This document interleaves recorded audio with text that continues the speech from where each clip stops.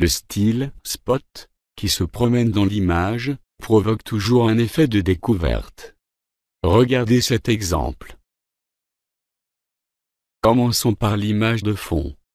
Mettons 20 secondes pour un balayage lent. Dans l'onglet « Couche », on contraste fortement par ces réglages, car nous reproduisons l'exemple que vous venez de voir. Ensuite, cochez « Colorisation » et trouvez la couleur d'une image jaunie. Puis validez et appréciez le résultat, sinon affinez vos réglages.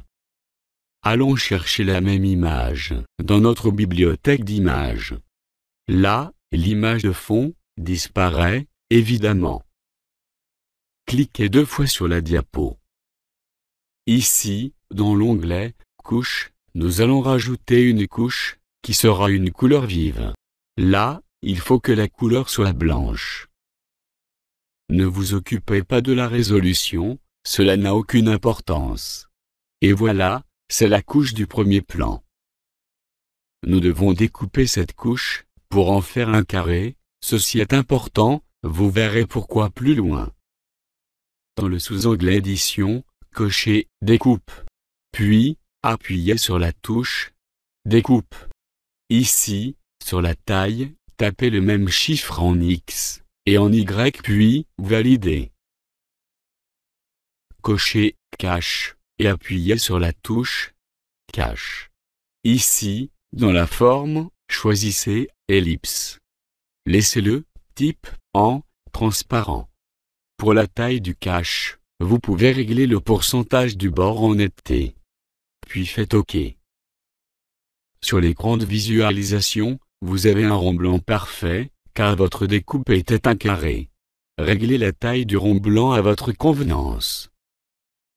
Enfin, nous allons réaliser notre premier masque, avec ce rond blanc.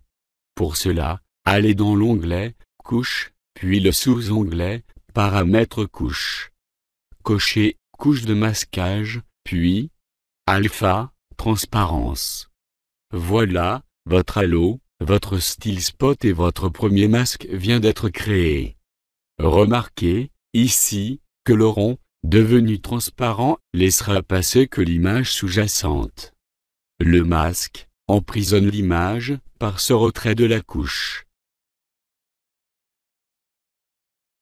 Maintenant, vous voulez donner un effet de balayage à ce halo.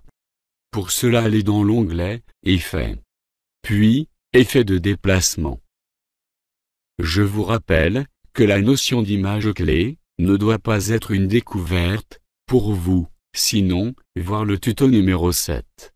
Donc pour cette réalisation, je vais aller vite. Pour plus de réalisme, le spot traversera l'image, mais au départ, il se trouve en dehors de l'image. Allez, on y va.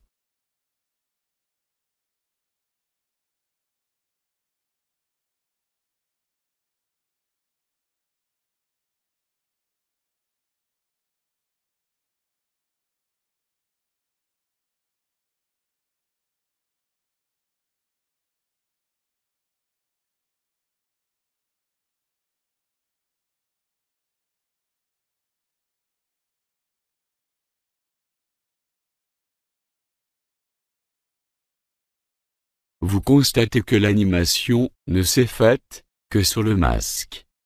Le masque peut être agrandi ou diminué. De même, pour souligner un détail, vous pouvez marquer un temps de pause. Il ne reste plus qu'à vous entraîner, votre créativité en sera renforcée. Néanmoins, ce style que vous avez créé existe déjà dans votre logiciel. Pour cela, allez dans l'onglet « Diapositive », puis « Style diapo ». Dans la liste, cliquez sur « Magnifie ». Ici, ce n'est pas un halo, mais un effet de loupe.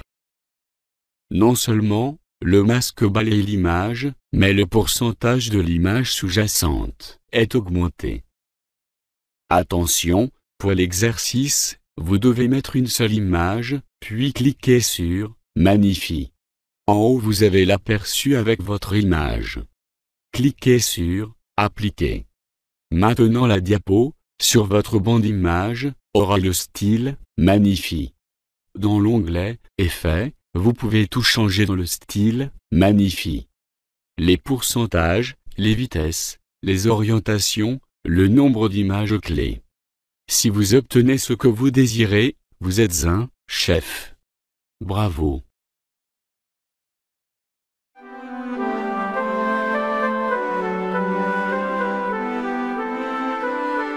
Merci de votre attention.